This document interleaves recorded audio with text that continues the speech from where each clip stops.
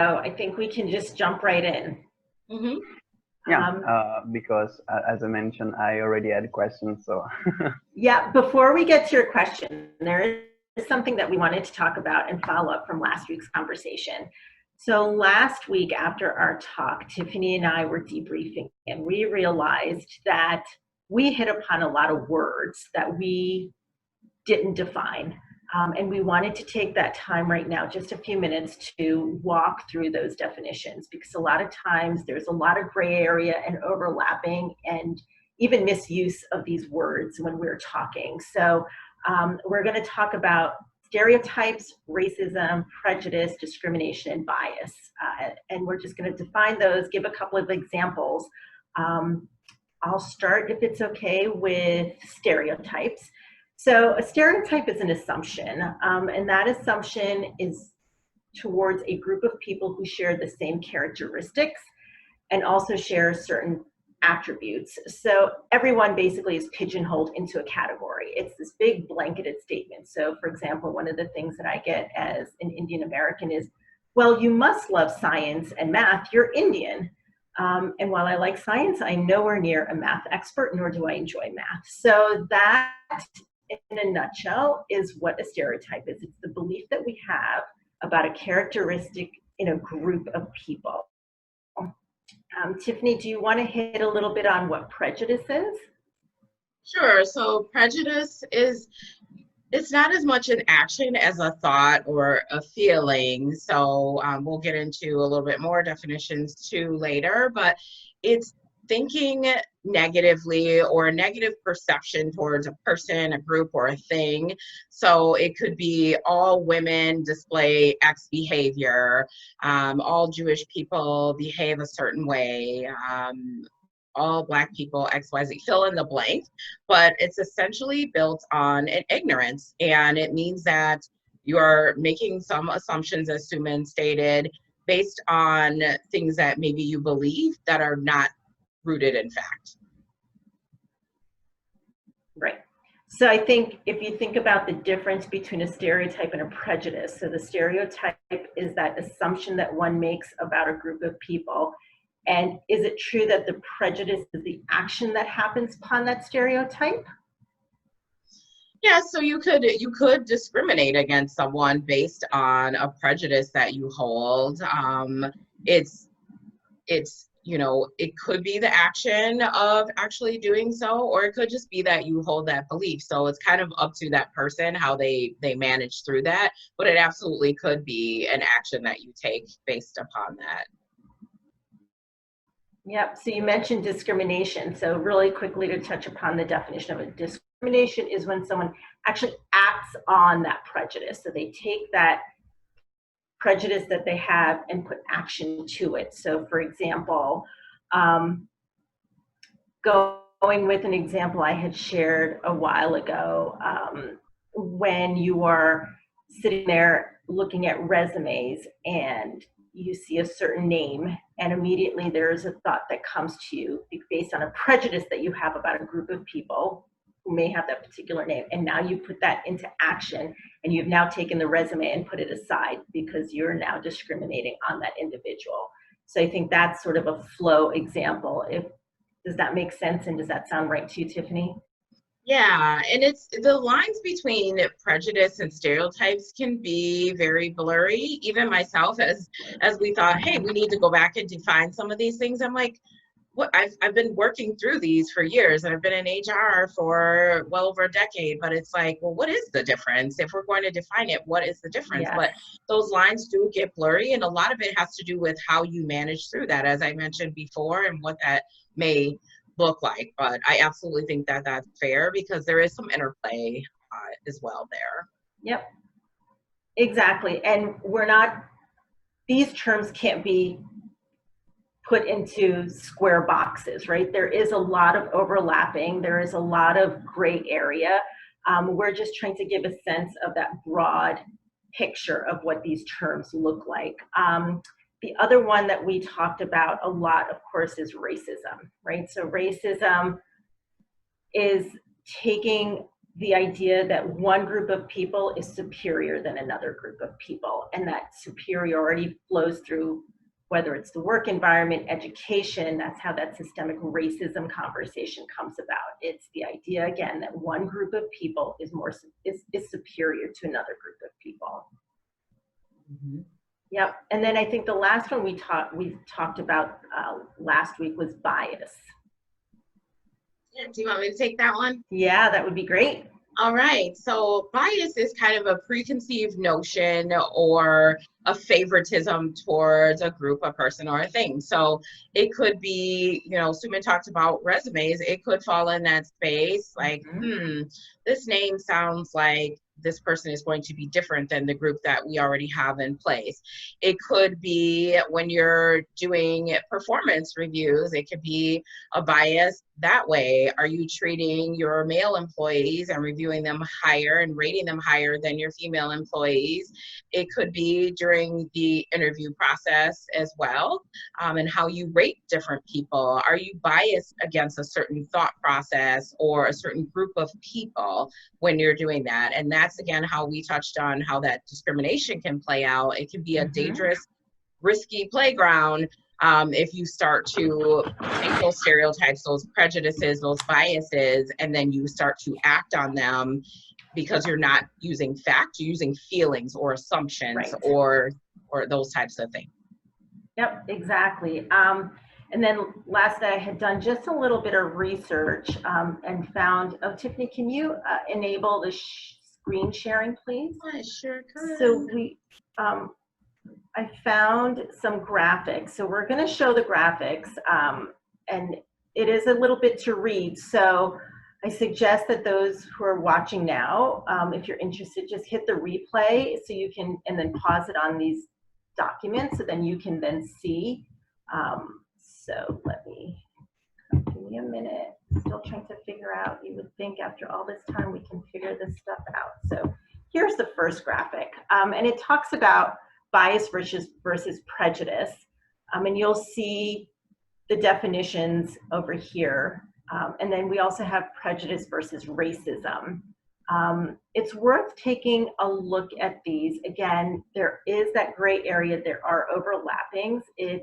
You'll see, for example, bias can be negative and positive attitudes, whereas prejudice is usually just negative attitudes. So there are some a little bit more detail than what Tiffany and I have gone through. So this is one graphic. And then the second graphic I wanted to share.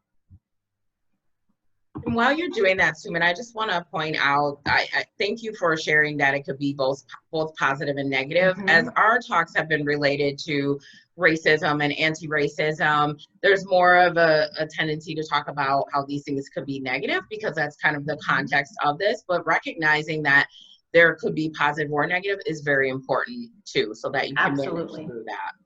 Yep, exactly. And then this was the other graphic we wanted to share, which again talks about stereotypes, implicit bias, and microaggressions. And you'll be able to read a little bit more details how these three sort of work together and separately to create our thought processes. So definitely take an opportunity to hit the replay and read what's listed over here. Thanks, Suman. Thank you. All right, Daniele, we are waiting in anticipation. You gave us a little teaser. Well, actually, before that, I want just to ask something about what you talk about just right now, because I may have understood that, the difference between bias and, let's say, prejudice is a level of consciousness. I mean, bias may be more unconscious, and prejudice is something that we believe we are conscious about. We think consciously. So the difference, that the question that I had was actually between about the difference between stereotype and prejudice, which was not really that clear, at least to me. Yep. Do you want to hit that one, Tiffany, or you want me to take it? I'll let you go first and then I'll follow up. Okay, that sounds good. Yeah, and that's where I mentioned those lines can be blurry, and in full transparency and vulnerability, like for me, even I was like, okay, but we saw on the graphic too that it could be positive or it could be negative when it relates to prejudice, but stereotypes are usually not positive, they're usually negative. They usually will lean more towards this person or this group or this stereotype that I have in my mind. This is how this person acts, and a prejudice could be how you act on that too. The lines do get very, very blurry at times between the two. Typically, in my experience, they have both been either could be acted on or they could just be in your mind. So part of what I do in my HR world is coaching people out of that or helping them recognize where their bias is. So I think it really depends how you manage it, because there really is a lot of blur in there and a lot of interplay. Suman, do you want to add anything to that or share in your discussion? Absolutely, but Daniele, I'm going to have to ask you again for the two words. My brain just went, I don't know what happened. I know it was stereotype, and what was the other word? I am so sorry. It's not that I'm not paying attention. I've been writing notes and then I just froze, so. Yeah, just the difference between stereotype and prejudice. Yep, so a stereotype, again, being very vulnerable, there's so much gray line and overlapping that even when I was reading all of this stuff, I was trying to find examples, but they kind of went in both ways. So my understanding is that the stereotype is the assumption that someone makes, right? So you have this assumption about a group of people, and the prejudice is when you take that preconceived notion and you put a little bit of action on it. So prejudice is based on stereotype, if that makes sense. So it's something like about the strength of the assumption, maybe. Strength. Yeah. Yeah. I think that's a good way to put it. Yep. And do you think that, because of that, it is important to differentiate between the two words so that you may tackle the situation differently? So. Yep. I agree. I mean, I definitely think that's the case. So, stereotype is the same way. So stereotype is, here's what's been told to you about a certain group of people. So you're making these assumptions. And the prejudice is you not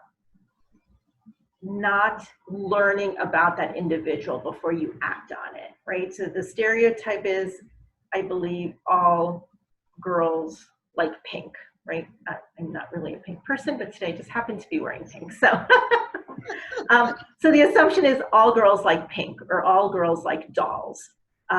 That's your stereotype. And the prejudice then is following through on that and buying the girl, your daughter, all pink, and buying your sister all these dolls without really asking and understanding whether she really likes these sort of things. So you are now putting your stereotype into that action, and you have now created that sort of prejudice idea that all girls like this.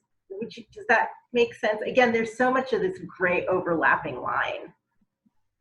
No, yeah, but it makes sense. Yeah. Good. And the question actually that I prepared was not really related to this definition, but rather the diversity and inclusion, because last week I tried to read some data about race in the US.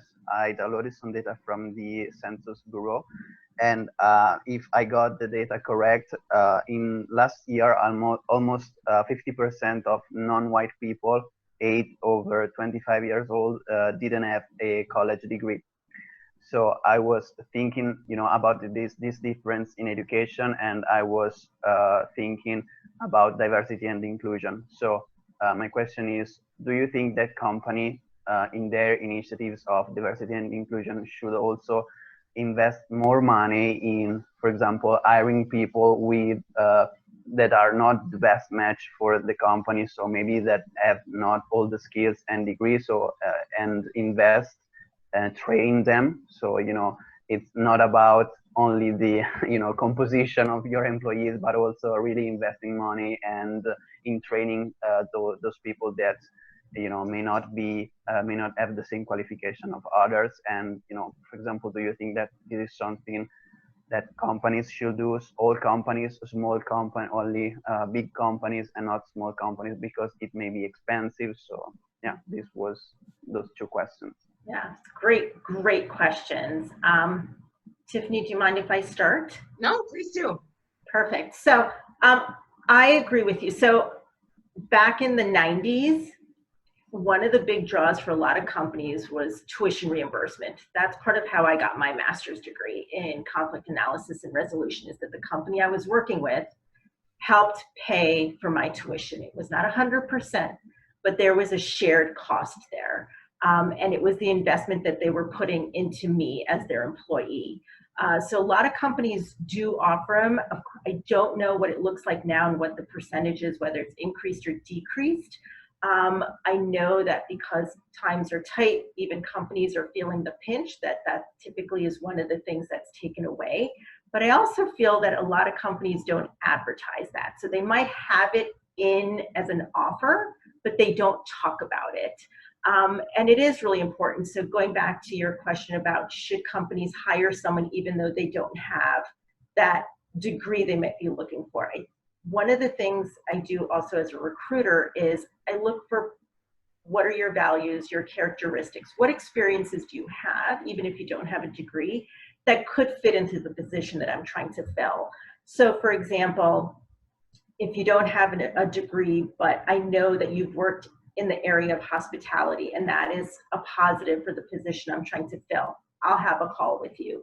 Get to understand who you are. Does this person resonate with our culture, the company's culture? Did that person resonate with the values and characteristics? Is that person going to provide long-term value and worth the investment for me to go into hiring them, training them, providing a shared tuition reimbursement program?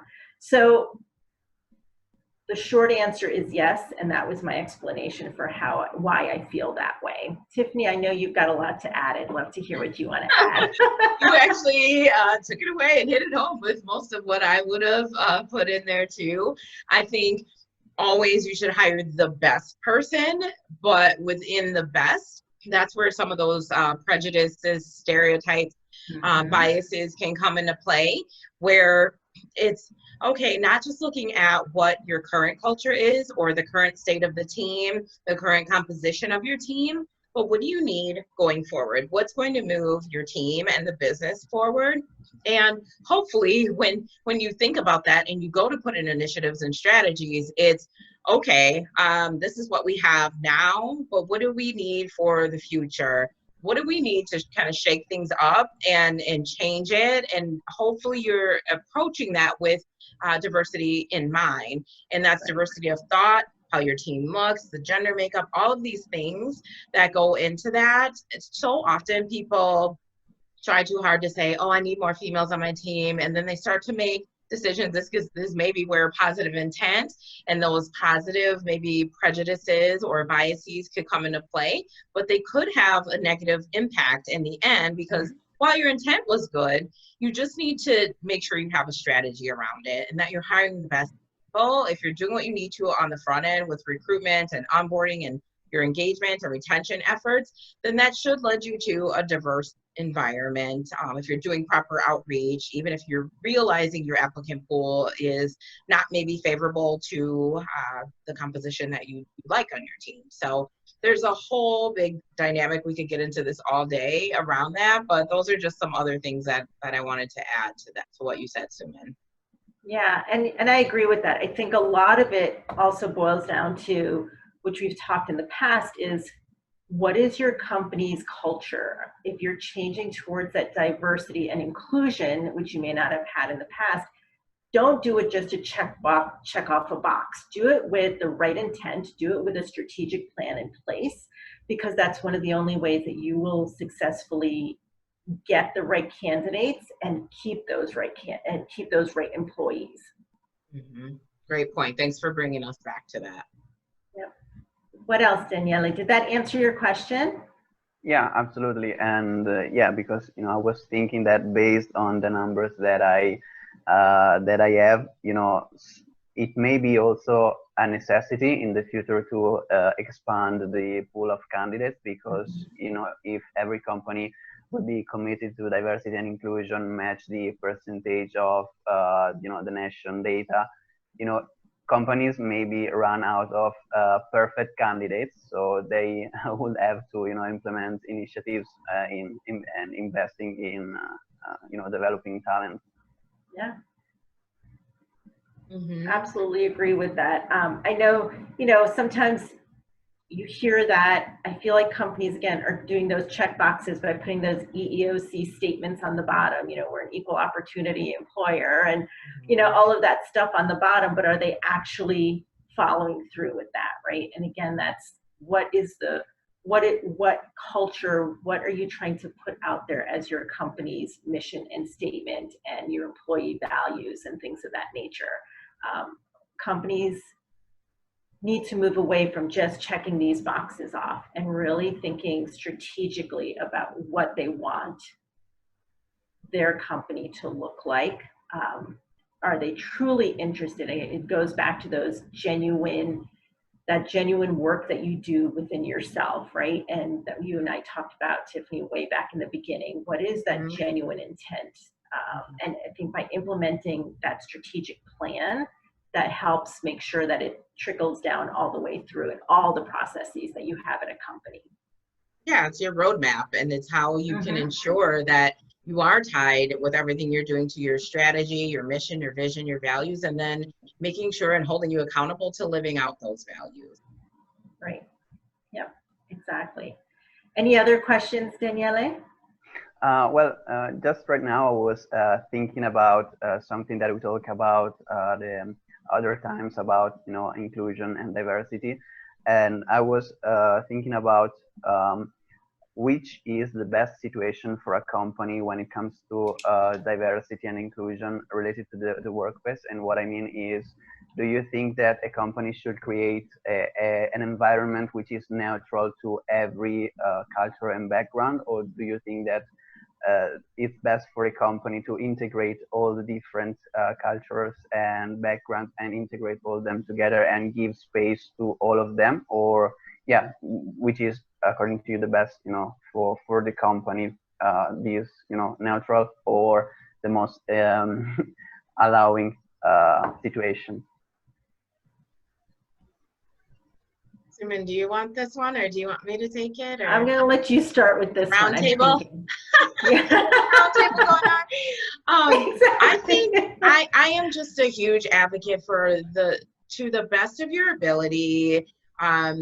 It's an interesting question that you asked, because I think there can be some neutrality to it, but at the same time, you want it to be mixed up, and you want there to be lots of diversity within that looks a lot of different ways. So sometimes what you find is that people, and employers and teams, they struggle to, okay, now we've accommodated for our Black employees, but was there some unintended disparate impact to our white employees who feel like maybe they don't have, some opportunities? So I think that, that's not really the case in the context of a lot of these things with the anti-racism, but just one type of example, because sometimes we try so hard to make sure that we have things for Black employees that maybe we forgot about our Latino employees or our transgender employees. So it's one of those things where, to the best of your ability, when you can use a wide lens and a wide scope when you look at diversity,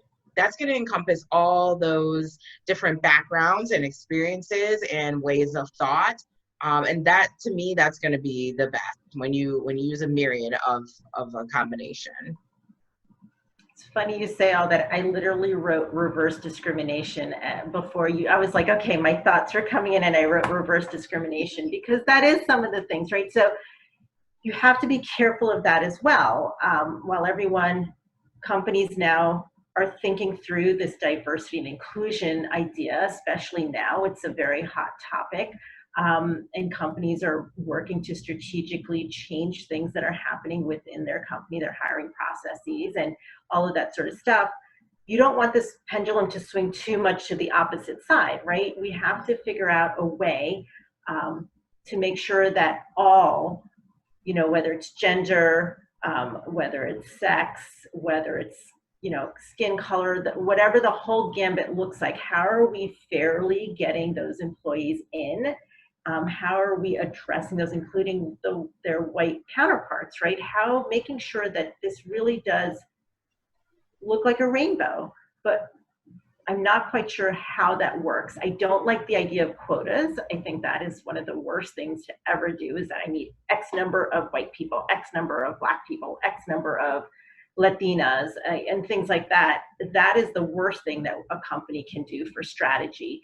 I think it's a matter of really finding out who your best candidates are and looking through those, and that's where that decision-making process comes through. And companies need to create what that legitimate checklist looks like. So if I have two candidates sitting in front of me, one's white and one's Black, almost identical backgrounds, almost identical experience, then you have to go on, what is their personality like?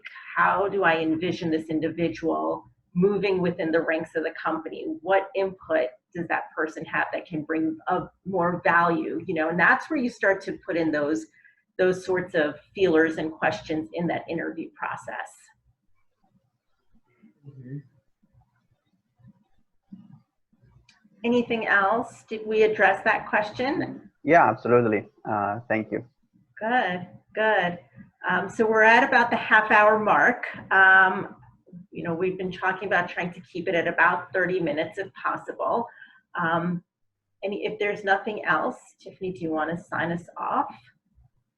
Sure. So one of the things that we talked about last week, actually Suman gave you a little bit of a preview, is that we do want to structure these talks a little bit differently. Our goal, as we've both stated over the past several weeks, is really for these talks to be for individuals who are coming to us live, individuals who will work with us through the replay and watch that. Because that's really the intent here. We want to open up a space and create a safe space for talking about race in the workplace. But one of the things I want to hit on too is that, as you've seen over the past several weeks, it's not just the workplace. We have our environments and our personal lives and our family that come into play in this, and just general education and experiences. So we want to make sure that that's a well-rounded picture for you, and that you're free to talk about other topics. So we're considering some new topics. I guess not new, but we want to theme out topics as we look to invite you to these. We want to do breakout rooms, as Suman mentioned last week, so we're excited to do that. And one of the things that we're really interested in doing, since Suman and I have a lot of different experience being in the spaces that we're in professionally, but we're not self-proclaimed DEI experts. So we're looking to, and this is going to be a call to action, if anyone is in the DEI space and you want to come help either moderate or facilitate one of these conversations to help be a part of the solution and help us maybe talk through some of these terms or answer some of the questions live or on the replay, we would be ever so grateful, and we'll probably make this ask again. Anything I missed as far as our strategy moving forward that we've been working on? Yep, I think the other thing that Tiffany and I sort of had an aha moment is these are really difficult conversations. Not everyone may be in that space where they want to be vulnerable on a live recording or on a recording period. So the other thought we had is at some point to have these as closed sessions. Come register and no recording. So it really does take that safe space to the next level where you can come and have the conversation, no recording, and we understand whatever happens in that conversation stays in the conversation. So that's another thing that we have been bouncing around the idea. So we will put together a structure for August and try to implement all these different options that we just mentioned. Yeah, so watch for some updates, and we, as always, welcome your thoughts, your ideas. Daniele, thank you for always being here and sharing this information out to your network. We encourage everyone else to do the same, whether you have or you will be joining us live or on a replay. That's so helpful as we continue these conversations, because that's how it works, is spreading the word and being a champion and an ambassador for change and helping to support each other. It's a community effort. It's a large lift, but that's how we will get the word out, is to share amongst each other, support, and show a sense of community. So we're looking forward to continuing these, and definitely with the changes that we talked about implementing. And we do want to hear your thoughts on maybe topics that you're interested in. If there's a certain topic that would be interesting to you, or that you'd like to have some discussion on, or if you have any questions. And as always, you can put them in the comments, or feel free to send us a private message if you're not comfortable doing that. So we welcome that always, because it is a safe space. Absolutely. All right, until next week. Thank you. Thanks, Daniele. Bye. Thank Take you. care. Bye-bye. Have a good day. Bye-bye. Take care. Bye.